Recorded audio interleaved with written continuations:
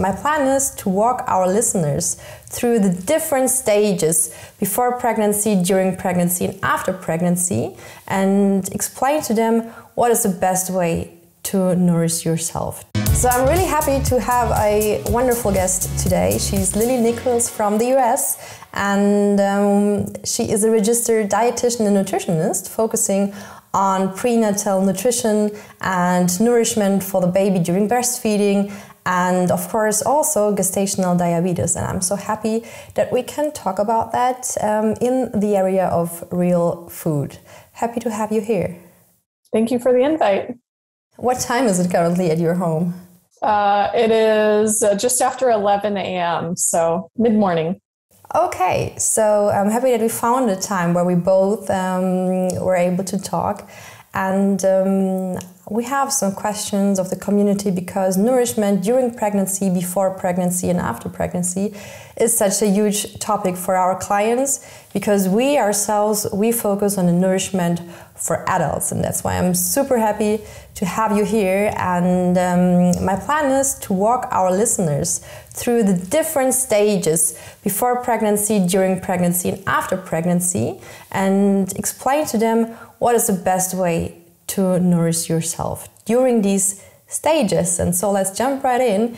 If I am a woman who wants to get pregnant, how can I help my body to have everything it needs before I get pregnant? Yeah. Well, it's a great question that a lot of people don't think much about, because I think the assumption is you only need to worry about nutrition once you're actually pregnant. And it turns out there's a lot you can do preconception that can help with hormonal balance, which improves your menstrual cycle and improves your fertility, as well as increase your nutrient reserves so that during pregnancy you don't become more depleted. Moreover, a lot of nutrients are transferred to baby in utero and play a role in proper development. So things like neural tube defects, which is a type of birth defect that can occur very, very early in pregnancy. And the neural tube is finished developing by like 6-7 weeks of pregnancy. I mean, it's very early that the neural tube closes. And so really, if you typically the way that we date pregnancy, the earliest you find out you're pregnant, you're technically at 4 weeks. So that's a very short window to actually make many dietary changes if you haven't been thinking about it ahead of time, which is why preconception stores of nutrients that promote the proper closure of the neural tube, such as folate, choline, betaine, vitamin B6, vitamin B12, and others, are so important to have sufficient stores of coming into pregnancy. So with that, yes, there's a lot that you can do preconception that can improve all of those things. And one of the things that the points that I'll make here during our talk is that the foods that help you get pregnant and support your fertility are the same foods that support your health during pregnancy, and they're the same foods that support your recovery and also, breast milk production, nutrient transfer into breast milk, postpartum as well. So there's a significant amount of overlap. There's just maybe some slightly different things to focus on during those stages. But since I have a bit of information on your approach with really promoting nutrient-dense, unprocessed foods primarily, those are the same ones that are important for all of these stages. So some examples are like you really need a sufficient amount of protein for preconception and for proper hormonal balance, for blood sugar balance. Blood sugar balance plays like a very important role in keeping your inflammation levels low, and low inflammation levels are absolutely vital for optimal fertility and conception and pregnancy. So you're looking at eating a sufficient amount of protein, not taking the fat out of all of your foods because you do need a lot of fat-soluble vitamins to support these stages. You want to include plenty of fresh produce. Those tend to be some of your best sources of folate, second only to organ meats like liver, by the way. So liver is a very nutrient-dense food to include in the mix. And then mostly avoiding your highly processed foods, your refined carbohydrates, refined sugars, and refined vegetable oils. And I mean, you can take it as simple as that and like run with it. If your audience is already used to eating that way, there might not actually be that many changes that they need to take to optimize their fertility or prepare for pregnancy. If you're not already, including some organ meats in your diet, prioritizing leafy greens, eating some fish and seafood, really important source of a lot of different nutrients like iodine and selenium, DHA, and other things that are important for hormonal balance and fertility, then do focus on those things. But if you're already generally coming at it from a stance of limiting your processed foods, you are well on your way to good nutrition leading into pregnancy. Yes, I have so many clients who say, hey, I wanted to get pregnant for so many years and I changed my diet and wow, there it was. So there's a scientific background for that, right? Absolutely. I see the same thing too. It can go both ways too, because you can have so-called overnutrition where, a person is maybe coming into pregnancy on the heavier side with some insulin resistance and blood sugar issues, but maybe it's just their diet it's calorically dense, energy dense, but it's low nutrient density. So there can be that issue. On the flip side, you can also have people suffering from, eating disorders or chronic undereating, chronic overly stressed lifestyle, where it's like a different metabolic situation, but the same outcome ends up being reduced fertility. And ironically, the intervention for both, you might want a little more focus on avoiding the excessive carbohydrate intake on the one hand, but on the other hand, it's like you need sufficient amounts of nutrition, right? So just some people need the advice to just eat more food of all of the food sources, because your body is going to be pulling really significantly from your nutrient stores throughout pregnancy, and then even more so during breastfeeding. So whichever camp you're in, the answer is still more nutrient dense foods, the ones that we've already covered. Yeah, sure. So you said that it's important to have sufficient amounts of protein, and I already hear our customers say, how much is sufficient? So it's up for debate, as always. At least in the US, our dietary guidelines have a pretty low protein recommendation based on your body weight in kilograms. So by their standards, you just need, 0.8 grams per kilogram of body weight, and that's it. There's a lot of protein researchers who suggest that we need quite a bit more than that. I put bare minimum at 1.2 grams per kilogram, so you can calculate that out.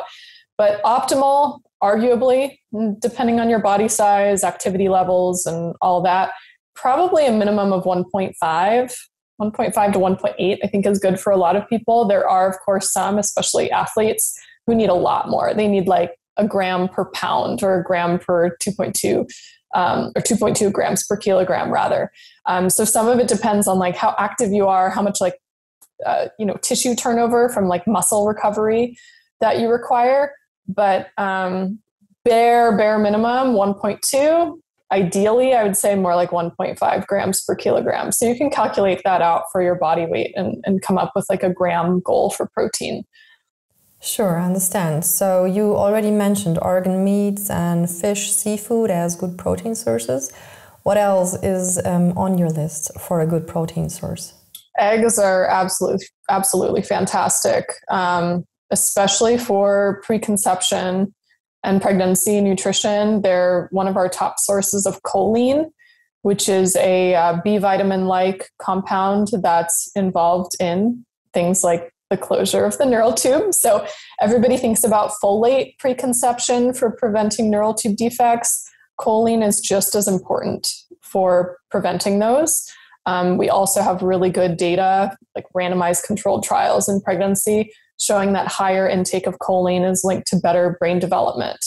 And we actually now have a follow-up to that study that follows the children all the way to age 7, showing that those benefits to brain health continue all the way through age 7, regardless of what the kid ate, by the way. We're talking just related to pregnancy or prenatal choline intake. It's really, really fascinating data. So eggs, absolutely. The choline isn't the only nutrient they have, but that's a primary food source. Over half of the choline that's eaten in the average US diet is coming from eggs directly. So you have to eat them with the yolks, by the way, because the choline is found entirely in the egg yolks. So don't cut those out. Any of your meats like red meat, poultry, wild game, those would also be excellent protein sources. Of course, plant proteins can also make up some of your protein intake. But to get like a full complement of amino acids, I do encourage an omnivorous diet, not only for the amino acids, but also for the micronutrient intake like vitamin B12, animal sourced vitamin A. These nutrients are sometimes found in higher concentrations or different forms that are better utilized from animal foods. But certainly you can like make up some of the difference in protein from your plant sources, like your nuts and seeds and legumes and whatnot can also add in. And I think I left out dairy products. Dairy also could be a significant contributor to protein intake. So let's talk about fats. You already mentioned that we should step away from processed seed oils because they are kind of a fertility killer, because they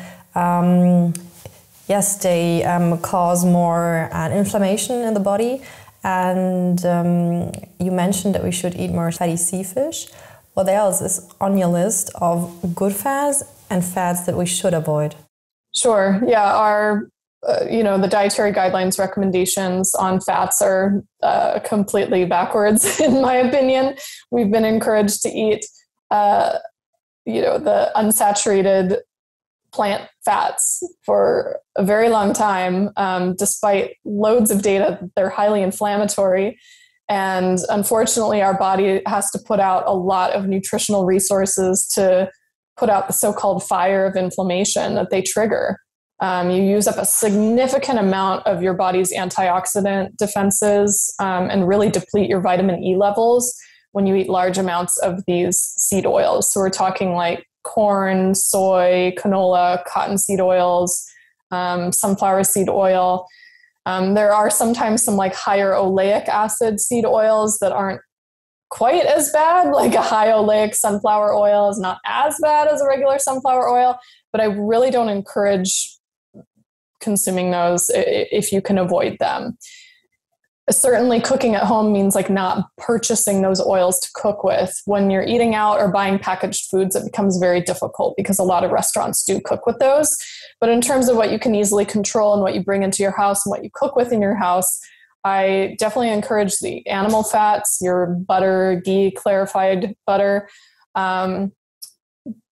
lard, tallow, any of your animal fats that are naturally rendered when you cook animal foods, which a lot of people are not doing that anymore. But say you make a beef bone broth, those beef bones usually have some fat on them that rises to the top when you make your stock or your broth. And that can be strained off after it cools in the refrigerator. It makes kind of a layer on it. And then you have tallow that you can cook with. And it's one of the most delicious fats to make things like potatoes with or whatever. Pork fat, same thing. You'd also render some if you're cooking like pork belly or bacon. You absolutely should be cooking with those fats and not throwing them out, not wasting them. You have your tropical oils like palm and coconut. Since they're mostly saturated, they're very stable. So they don't lead to that same inflammatory situation that you get from the high omega-6 seed oils. And then beyond that, I'd be looking at like avocado and olive oils, which are higher in monounsaturated fat. They're not quite as stable for cooking as something like your, animal fats, since they're not as high in saturated fat, but they do withstand, heat a little better than the seed oils. For the most part, I usually use those for salads or like cold settings because they are more delicate than the more saturated fats like your animal fats and tropical oils. So that's mostly it. And for the most part, if you are not taking the fat out of all of your food, and then just cooking with, some fat when you make your vegetables or other things, you don't really have to go like hog wild, like eating tons and tons of butter, but you do need some fats as part of your diet. And I think most people have been so used to eating so low fat that sometimes I notice when people are, say, preparing a tray of roasted vegetables, they put like the teeniest little drizzle of oil on there. And meanwhile, when I make a tray of vegetables, I mean, they have a nice sheen, a nice coating of fat on them. It makes them more delicious. You absorb more of the fat-soluble nutrients and antioxidants from them. And then they also keep you full for longer. So it keeps you, satiated. So don't have a blood sugar crash and are starving again to eat something else, right? So yeah, we definitely need to have enough fats in our diet. And a lot of people have been very afraid to include them. Sure, I know so many people that are really, on a psychological level, highly afraid of fat. And I'm so sad if I see young women who are on a fitness diet and following an Instagram trend, and they are doing a lot of workouts, they are on the treadmill a lot, and they're really trying to only eat like protein without fat from poultry or protein shakes. They tend to lose the periods, and this is a warning signal already. And there's a thing called rabbit starvation, which you get if you eat tons of protein without the fat, and also maybe low carb. So I'm worried about that. Absolutely a reason that almost all of your protein-rich foods, I would argue all of them, naturally come with fat, right? The eggs come with yolks that are rich in fat. The dairy products come with a nice thick cream top, right? Naturally, until you take it out and skim the milk, right? Your poultry has skin. Your steak has marbled with fat. We should not be removing any of those things from our foods. Moreover, with things like chicken or poultry, when people take off the skin and don't eat that, the skin actually has a very specific amino acid makeup that's different from muscle meats. That includes a lot of amino acids that are important for collagen production. And of course, they contain outright collagen in and of themselves. But like glycine is one of the amino acids found in high amounts in animal skin and any tough cuts that have like connective tissue and bones. And that's really vital for some of the same things we were talking about with choline and folate. Glycine participates in the closure of the neural tube as well. It's involved in methylation, the creation of baby's DNA. I mean, at a very fundamental level, we get a huge imbalance of amino acids when people start tinkering with whole foods and taking out parts from the whole. That it's a different nutritional makeup when you do that. So start eating the crispy skin on your chicken again. Start making bone broth like grandma did. Start getting these, tougher cuts of meat that can cook down like a pot roast or stew. Those contain a lot of those collagen-rich amino acids that are so vital for our health. When we create meal plans at Foodpunk, we have the possibility to use different amount of carbohydrates for those plans based on a person's needs. And our opinion is that you should eat some more clean carbs during pregnancy and after pregnancy, and maybe avoid a completely ketogenic diet. So what is your opinion on carbohydrates? It's something I've looked into very deeply. My first book, Real Food for Gestational Diabetes, actually outlines a lower carbohydrate approach to managing gestational diabetes. So in it, I have to defend that I am recommending a diet that's lower than the conventional standard. The conventional minimum is 175 grams of carbohydrates per day for pregnancy. And what I saw in practice is that that amount was a mismatch for most of my clients with gestational diabetes. It was too many carbs. And it makes sense. If you fail a so-called glucose tolerance test with anywhere from 50, 75 to 100 grams of glucose, why would we give you a meal plan that's giving you 50 to 75 grams of carbohydrates at each meal? It doesn't make sense from just a very fundamental, toddler level understanding of nutrition, but also when you see it in real life and see it in practice, it's like, whoa, this is not working. So first of all, I recommend precisely what you do, which is an emphasis on quality carbohydrates. So displacing the low nutrient dense processed carbohydrates, especially your white flours, white rice, refined sugars. Those are honestly the primary three ones that I'm big on reducing intake of, and having more of our carbohydrates come from sources that naturally have more micronutrients in them, but also more fiber. So it blunts the glycemic response. I'm with you on that. I don't think most people need to go on a full-on ketogenic diet during pregnancy, and everybody has different definitions of what ketogenic is. But for most people, that's like less than 50 grams of carbohydrates per day. So certainly if somebody's coming into pregnancy eating like full keto, like less than 50 or 30 grams of carbs per day, they have more wiggle room for carbohydrates. And I emphasize the whole food ones. If somebody is coming into pregnancy with a fairly high carbohydrate intake, I might not have them like go, they might just need to titrate down a little bit, right? It might be a different scenario. But usually I max out my carb recommendations for pregnancy around 150 grams per day, that being total carbs from high quality sources. There are exceptions to that rule, of course, like somebody who is underweight or has struggled with eating disorders or is having trouble gaining weight during pregnancy or is very athletic. So they, you burn a lot more sugar when you're active. You can handle more carbs. Then you might go higher than that. But for the most part, I'm keeping it usually somewhere between about 90 and 150 grams of carbs per day. And I feel like that gives you, A, it's not so restrictive. B, you have better intake of certain micronutrients like potassium, magnesium, folate, especially if you're doing, leafy greens and asparagus and those kinds of carb sources. It allows you to get sufficient amounts of fiber, which supports bowel regularity. And it's not super restrictive. At the same time, for the most part, you're usually not triggering, hyperglycemia after meals at that level of intake. There are, of course, exceptions because I work in the gestational diabetes field, that sometimes I'll have a client who comes in very insulin resistant. So they're pre-diabetic or borderline type 2 diabetic, and they do need to be stricter on carbs, a little lower than my recommendations. So I think it can be customized as long as you're cautious about still including like the most nutrient dense carb sources that are providing a lot of those, micronutrients of concern.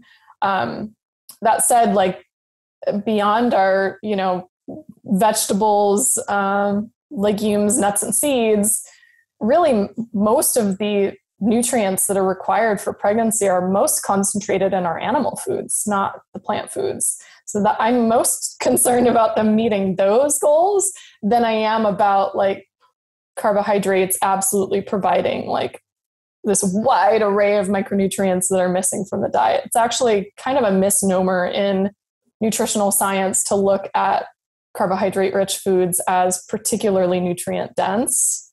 There's a handful of examples and exceptions, like I mentioned potassium and folate.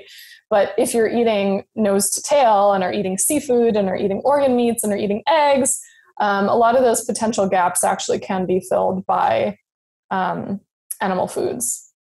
It is super interesting that like we've never talked ever before, and you have such a similar view on how to nourish people in general and pregnant women, because like most of our meal plans come with 100 grams of carbs for pregnant women.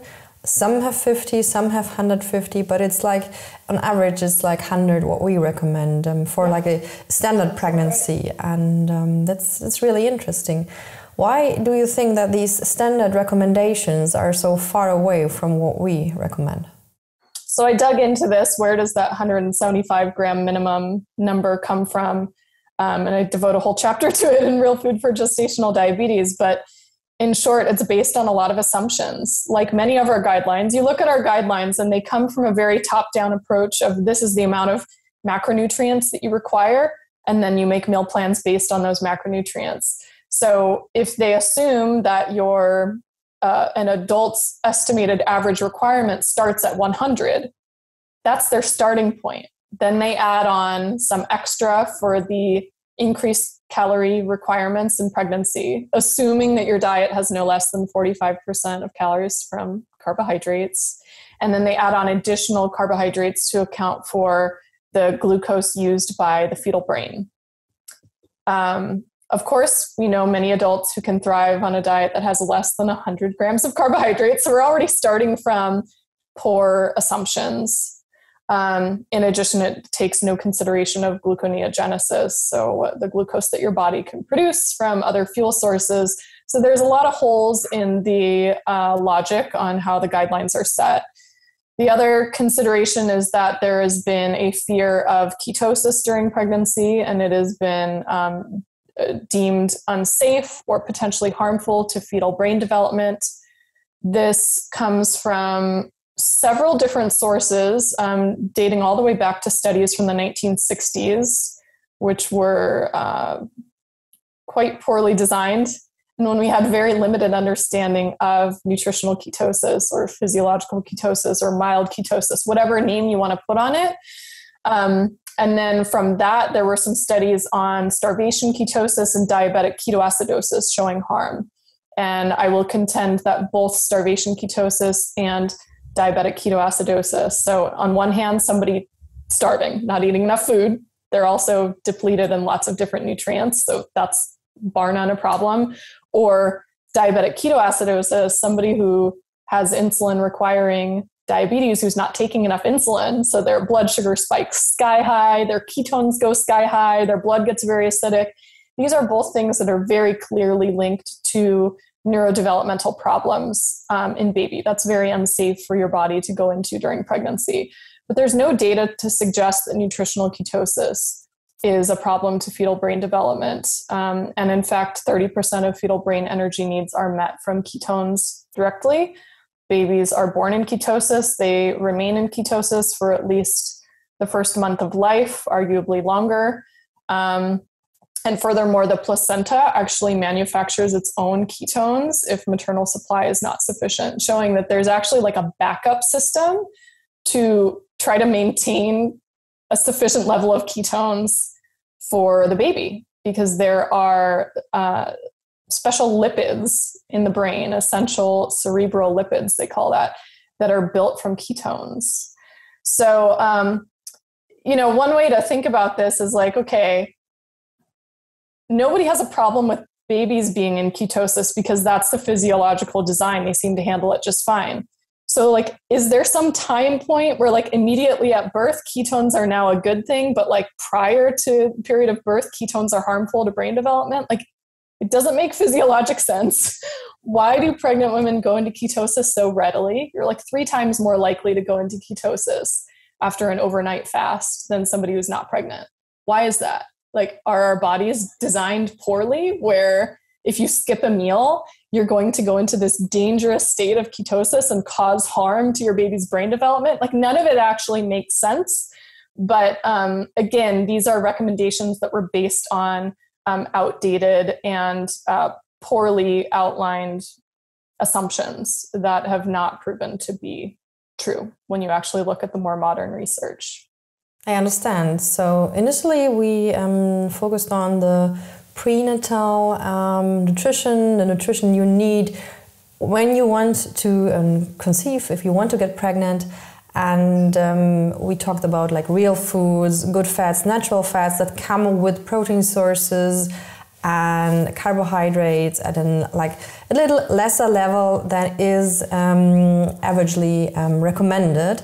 And if we jump into the pregnancy, is there something additional that we need to think about, or is the recommendation actually the same, to focus on the real foods, good fats, good protein sources? It essentially holds true, with some caveats, which are there are stages of pregnancy where you may have different symptoms that prevent you from eating the way that you want to eat. So first trimester is a good example. A lot of women get nausea or vomiting or food aversions. And so your intake, macronutrient balance, the timing of your meals, the quantity of food that you're able to eat one time, all of those things might shift. Your metabolism is already starting to pick up. Your thyroid is producing like 50% more thyroid hormone by the second trimester. And if you have a lot of nausea and everything is coming back up, even if you want to eat a salad with salmon on it, that might not go down or stay down. And therefore, some women do better having a higher carbohydrate intake during their first trimester than what they are accustomed to, or a higher proportion of their diet coming from carbohydrates, because they might overall be eating less food just because they can't keep much down. But you need to get energy somehow. So in that stage, I focus a little more on a concept I call no naked carbs, which is just to try to match your carbohydrates with a little bit of protein as much as you can tolerate, right? So if the only thing you feel like you can tolerate is sourdough bread, try to have it with some butter and an egg, that'll significantly dampen the blood sugar spike. But that is a very unique stage where your body might throw a lot of weird symptoms at you and you have to adapt. Second trimester, it depends. Sometimes the nausea persists partway through the second trimester, but typically for most, it is at least starting to decrease. And towards the end of the second trimester, often a lot of women are going through like a pretty dramatic growth spurt and the baby's growing faster and you're very hungry. So you might have an increased appetite during that time. Maybe your food aversions have declined and you can eat a more balanced diet. And then by the third trimester, baby is taking up a lot of room in your abdomen and pushing up on your stomach and your lungs. It can be hard to eat as large of a portion as you might typically eat at a meal. So you might naturally go into eating like 5 or 6 small meals a day instead of whatever you were doing before, whether that was like 2 or 3 or 4. You just might need to eat smaller amounts more frequently just because there's not enough room. And if you eat too much at one time, it can trigger heartburn or just make you very uncomfortable. So things like that can shift. And certainly, your energy needs are going to increase over the course of pregnancy. And of any of the macronutrients, your protein needs do increase, especially towards the latter half of pregnancy. So as you're in second and third trimester, hopefully any of the aversions have dissipated a little bit. You really want to prioritize getting enough protein at that stage.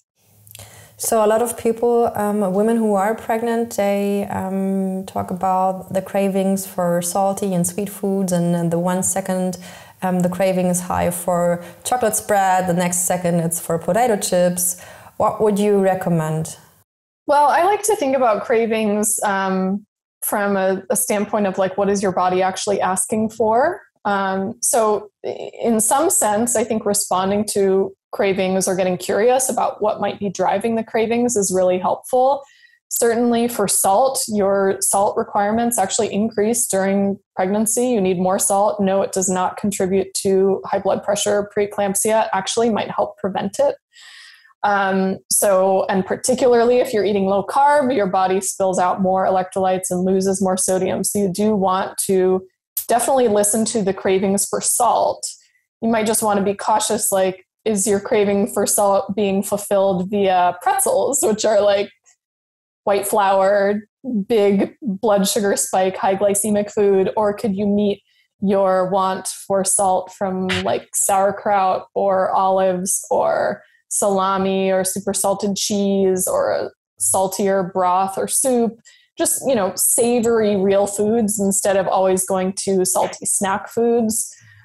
For sweets, I find those cravings are often related to imbalanced blood sugar and insufficient protein intake. So that is usually where I look. What did you eat at the meal prior? Did you not eat enough food? Have you gotten too hungry? So your blood sugar is really low. So the physiological signal from your body is to try to bring it back up. So it tells you to eat some carbs. You could think about it from that perspective. It also might literally be a sign that your body might need a little more carbohydrates. I know a lot of women who were previously low carb naturally want to eat more fruit during pregnancy. This is something I noticed with both of my pregnancies. Maybe I needed more carbs. Maybe I needed more potassium or vitamin C.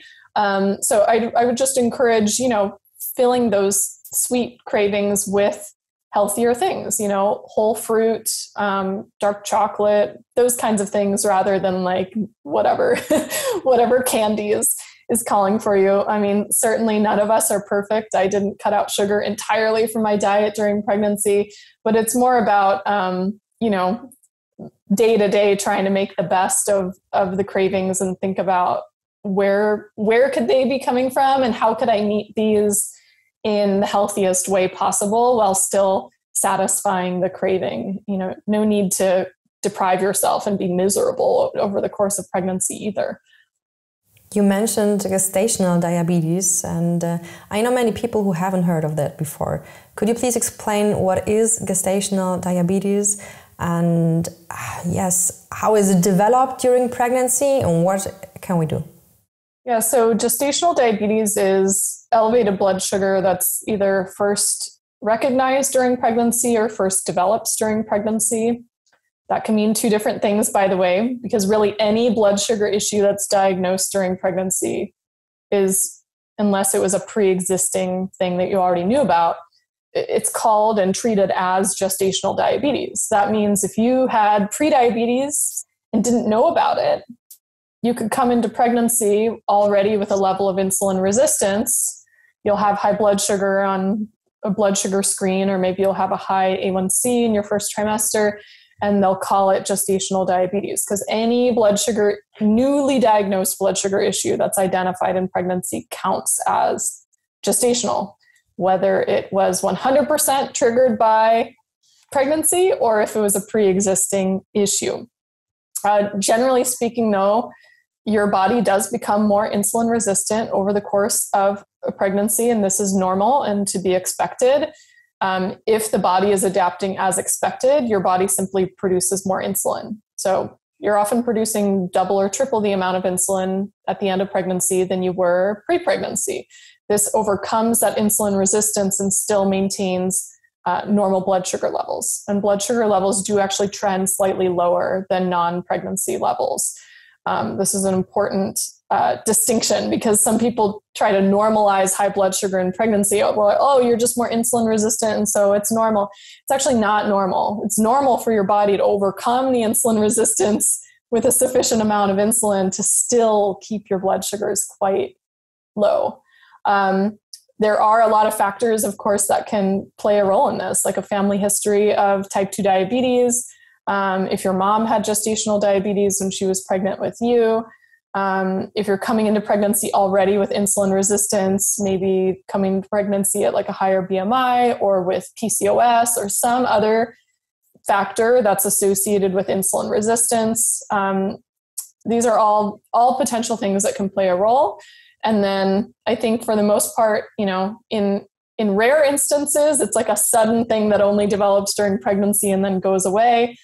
Most of the time, from what I've seen, since we screen in the first trimester with the hemoglobin A1C, most of the time, what I see is pre-existing pre-diabetes that was already going on pre-pregnancy.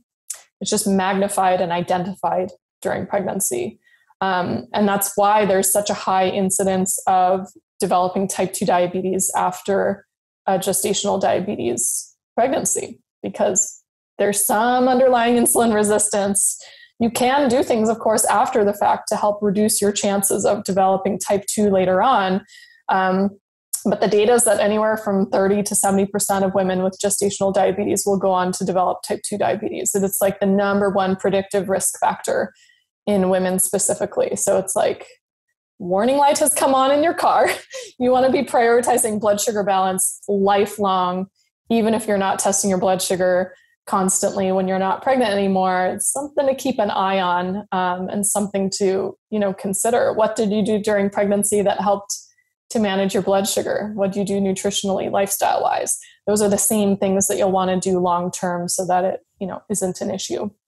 Yeah, sure. So if we talk about blood sugar balance, we talk about reducing the overall amount of carbs and choosing slower carbs, but also about like the combination of meals. An apple, which I eat separately from other macronutrients, has a different impact than an apple I eat with some fat and with some protein, because it has a lesser impact on insulin and glucose levels. Would you say so as well? 100% agree. Yeah. So fat, protein, and fiber. I'd add to that even like acidic foods. Those things all help to blunt blood sugar and insulin response to a meal. So an apple eaten with a piece of cheese or with some peanut butter is much better for your blood sugar levels. You won't spike and crash as much as an apple that you eat by itself. Like it matters what you pair it with. Likewise, the overall balance on your plate I think some people think like, oh, well, fat and protein will like cancel out the carbohydrates of the meal. And that's not entirely true. You'll have a lesser blood sugar response if you have protein and fat and fiber also at the meal.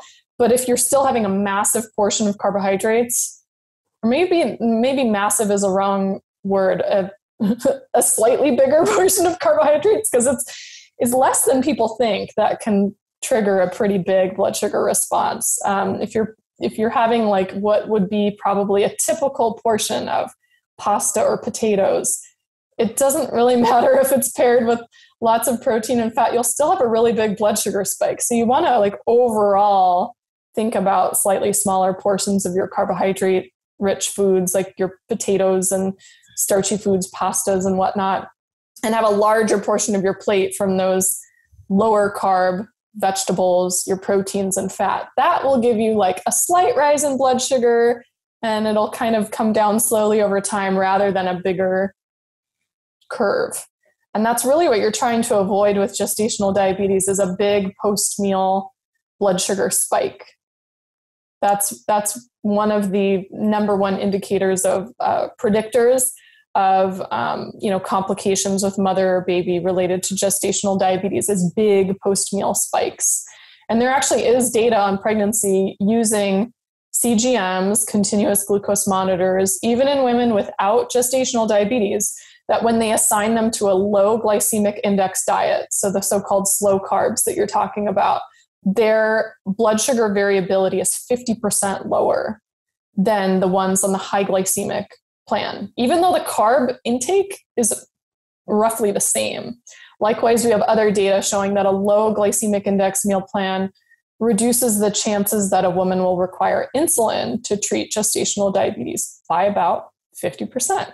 Because if you're not overburdening your pancreas to produce tons and tons of insulin that it can't keep up with, then yes, you're less likely to require medication to do that job for you. You can just reduce the blood sugar spikes and reduce the demand on your insulin production. If there would only be 3 recommendations you could give to pregnant women, what would be these top 3 recommendations? Oh, it's tricky because I could go into a lot of things. So I would say sufficient protein. Over time, my guidelines or my discussion on pregnancy nutrition has really shifted a lot towards prioritizing protein, because that naturally usually ends up reducing the cravings and the intake of starchy, refined, high glycemic carbohydrates, because your blood sugar is more balanced. So certainly start with sufficient protein. Don't fear fat, and better quality carbohydrates. I would add some other 3 as well. I would say like cut out sweet drinks altogether, like cut out the apple juice and cut out the soft drinks. Then I might also go like for the protein, combine every meal with a little portion of protein to have less carb cravings and more satiety. And for the third one, I would say eat the yolks. So I guess we have 6 nice points that people could I would agree with all of those. So now the baby is there, the mom is breastfeeding. What should she eat to nourish the baby best and nourish herself best? So, like I said, there's a lot of crossover with all of these different stages. For postpartum specifically, your nutrient demands are the highest of all. Highest for protein, highest for calories, highest for micronutrients. More so than the 3rd trimester of pregnancy. And yet this is a time where most women are more preoccupied, maybe from societal or family or friend pressure, to just drop the weight as quickly as possible. And this is actually the wrong thing to focus on. In fact, eating more food and eating more nutrient-dense food will, over the long term, much better support your recovery. And yes, you will lose the weight, but it might not be immediately, and that's okay. This is a time where you need a lot of nourishment. And I mean like a lot. Depending on how your birth went down, it's a very energy expending process. If you gave birth physiologically, vaginal birth, and you had like very long labor, for example, that's like the equivalent to running a marathon. Maybe you had a cesarean section. So now you had major abdominal surgery and like a major wound that needs to heal. Or maybe you had an emergency C-section where you got both the marathon and abdominal surgery. Any way you slice it, the nutrient demands are very high in your body for recovery, especially those first 2 weeks. You might find yourself hungry for double, triple, quadruple portions, especially for protein-rich foods. And so you really want to go heavy, heavy, heavy on the protein. The only study that we have looking specifically at protein requirements postpartum was done at 3 to 6 months postpartum in breastfeeding women. And they required the protein needs of an athlete.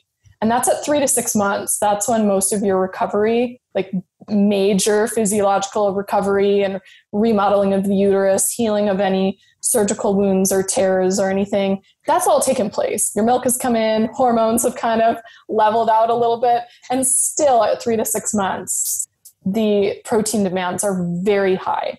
So I cannot underemphasize the importance of eating more food, eating more protein, eating more fat.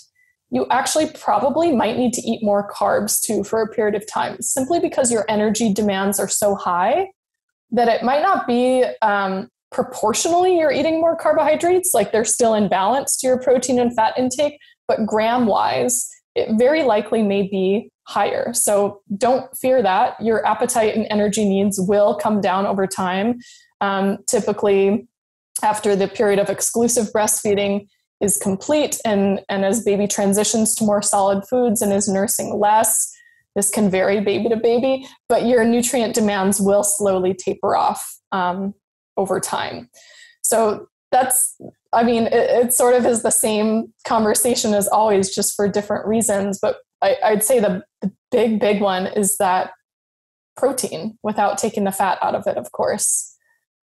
A lot of women complain of being crazy hungry and getting insane cravings and needing to like raid the pantry to eat whatever they can because they're so hungry. When they're breastfeeding, you're burning like 500 additional calories per day just to produce milk. And then add on the sleep deprivation and all that on top of it. But if you consume enough protein, you'll much better stabilize your blood sugar levels so you won't crash as often and then won't have those insatiable cravings for carbohydrates and quick foods. The challenge with a baby is that you don't have the time, energy, physical strength, wherewithal to be cooking food all the time. And this is a time where traditionally, at least outside of Western cultures, there was a very big emphasis on supporting new mothers. So oftentimes it was older female relatives, like your mother, mother-in-law, aunts, that would prepare food for you and like take care of you. So you could just rest and recover and nurse your baby and not be burdened with thinking about all of those things. And that is a challenge to recreate that in, our modern culture, but it probably needs to happen. The whole last chapter of Real Food for Pregnancy is all about postpartum recovery and breastfeeding nutrition. I also have a blog post that goes through like 50 plus real food postpartum recovery meals, links out to recipes and gives you some rationale. I wanted to have like a separate resource, not in a book, that's like freely available to everybody, because I think it's so vital that we prepare new mothers for the really intense energy and nutritional demands of postpartum. And it can dramatically change your quality of life, mental health, everything, if you're properly nourished during that time. There's a saying that it takes a village to raise a kid. So for all non-pregnant women and men out there, maybe it's a good idea to support the moms, the newly moms, with some cooking and some support, because they have so much work already. So that's something good you could do. Bring them a meal. Make a delicious stew, make a soup, make a casserole, something very protein dense. Bring a big quiche that they can reheat. Bring food. Don't just come over to see the baby and hold the baby. Babies want to be in mom's arms anyways. Bring food, do her dishes, and then leave within 30 minutes to an hour unless she really wants the company at that time. You really need a lot of rest and nourishment postpartum. Yeah. There's one thing you said that really stuck to my mind. It is when you mentioned that the nourishment I have during pregnancy impacts the child and the nourishment of the child even up to 8 years after birth. This is huge, and I didn't know about that. So no matter what the child eats, you have such a huge impact on the development of this little body and this newly born child. Yeah, and there are so many other examples of that effect. We call it epigenetics, like how the genetics of a baby, the expression of their genes can impact the rest of their life, their future risk of disease, their future brain health.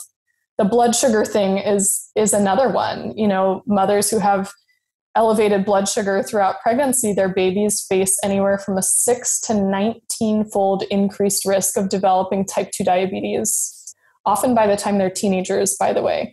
So their metabolism is programmed in utero.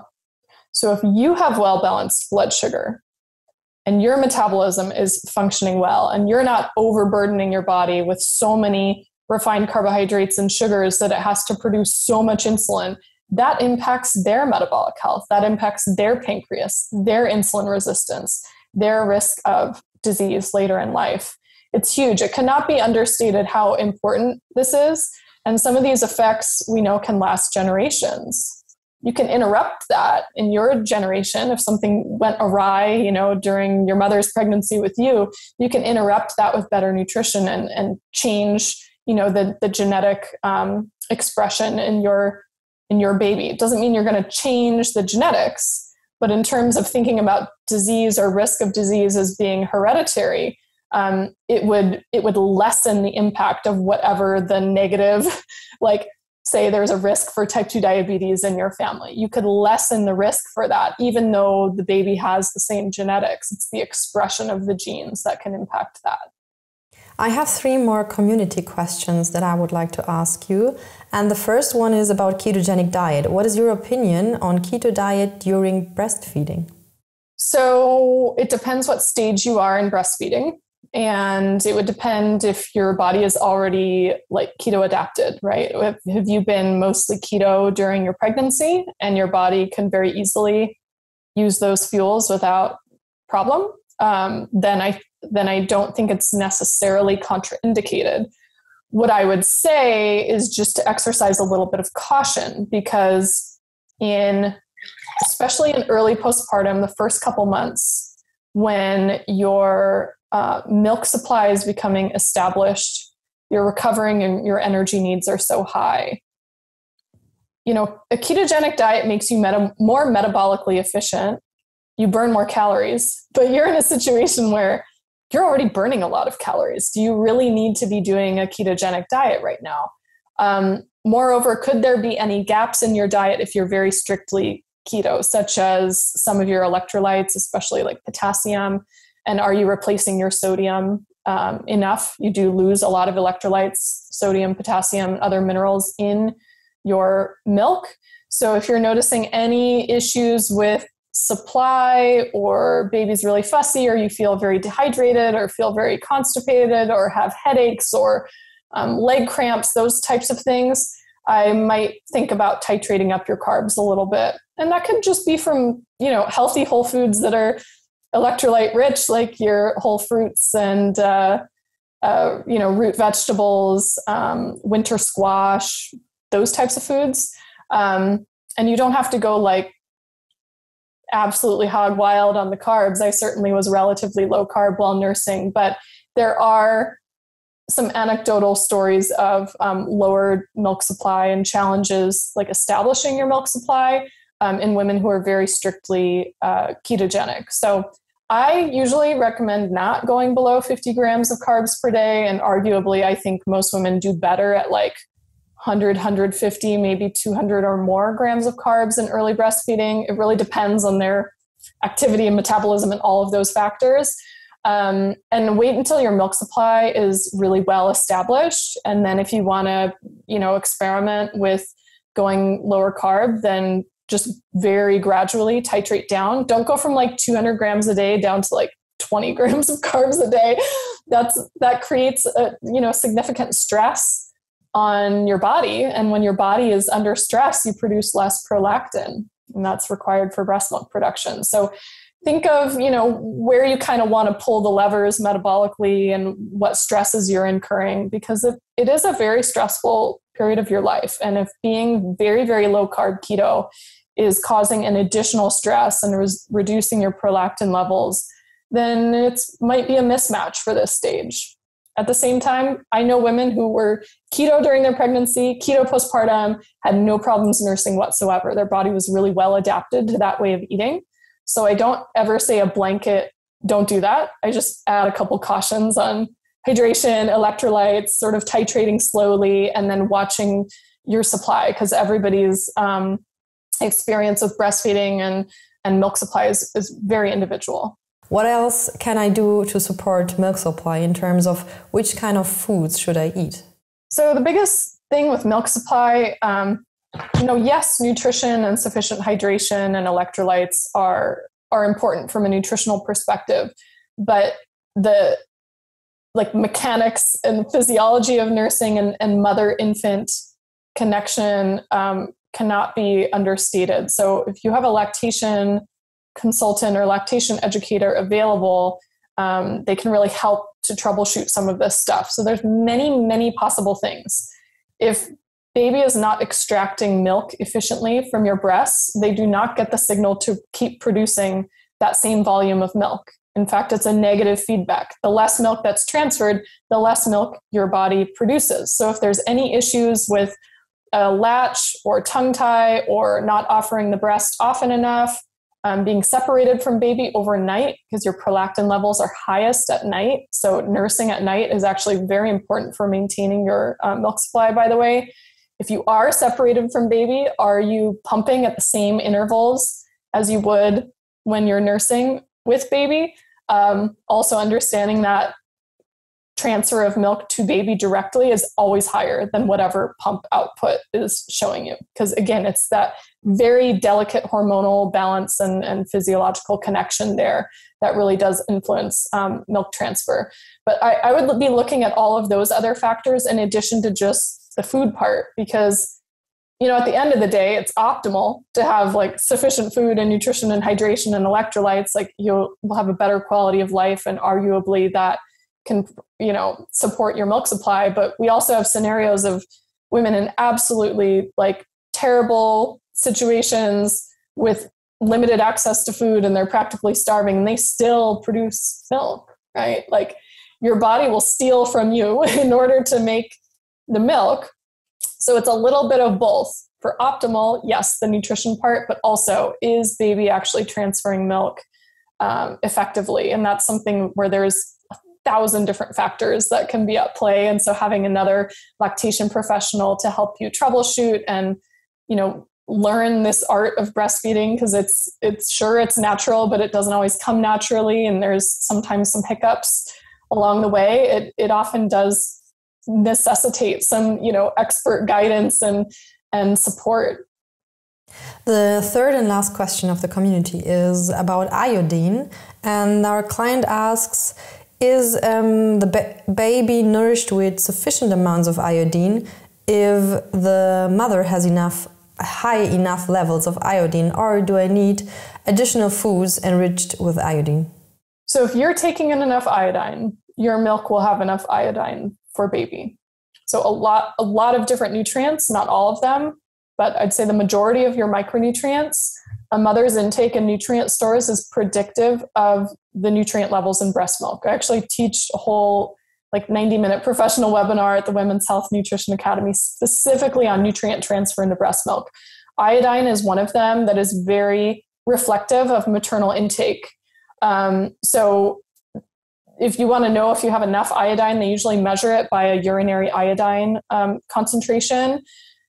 Breastfeeding women have some of the highest iodine concentrations of the entire population, along with many other nutrients, by the way, but your iodine requirements are nearly double what they were compared to a pre-pregnancy. They're also higher during pregnancy, by the way, but lactation, the highest of all. And a lot of women are low in iodine because the primary sources of iodine in the diet really are mostly seafood especially seaweed. So women in Asian countries that traditionally have a high seaweed intake have much better iodine status and higher iodine levels in their breast milk. But if in your area, it's primarily seafood, not much seaweed, then you're really looking at seafood, like your fish and shellfish, and then milk and eggs. Those tend to be like your top 3 sources. For the US, which eats like very little fish compared to some of these other countries, like on average, women in the US eat like 3 ounces of fish a week. The primary iodine sources are actually dairy products and eggs. So this becomes a big problem for people following a plant-based diet who are not getting any animal foods. Unless you're eating seaweed on a fairly regular basis, you're probably pretty low. So typically, it's recommended to continue with a prenatal vitamin postpartum.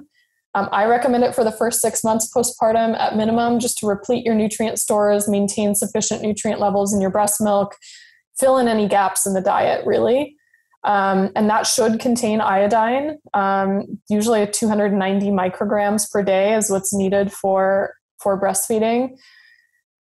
If you're not doing that, or you just want to add additional, then seaweed would be a really excellent addition to the diet on top of your usual fish and seafood, dairy, and eggs. And so you could do dulse flakes that you add along with salt. You can add kombu or wakame or other seaweed when you're making broth or cooking beans.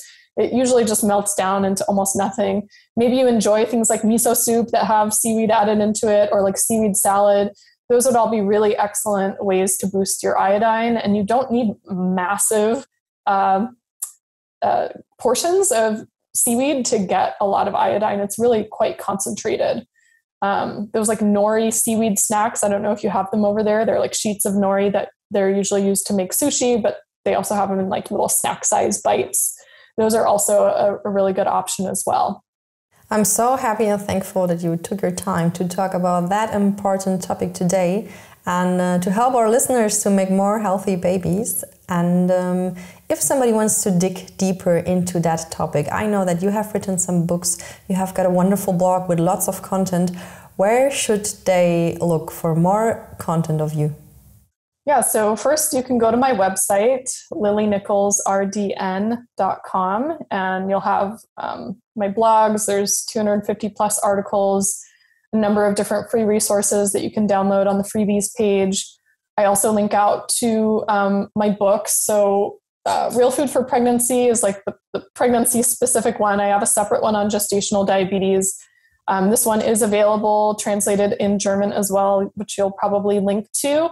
The gestational diabetes one is not yet translated into German, but hopefully someday. And as far as social media, you can find me on Instagram. My name is the same as my website, so at Lily Nichols RDN. And yeah, I think that sums it up. Perfect. So we will link everything you mentioned in the show notes. And thanks again for having you here, and have a good day. Thanks.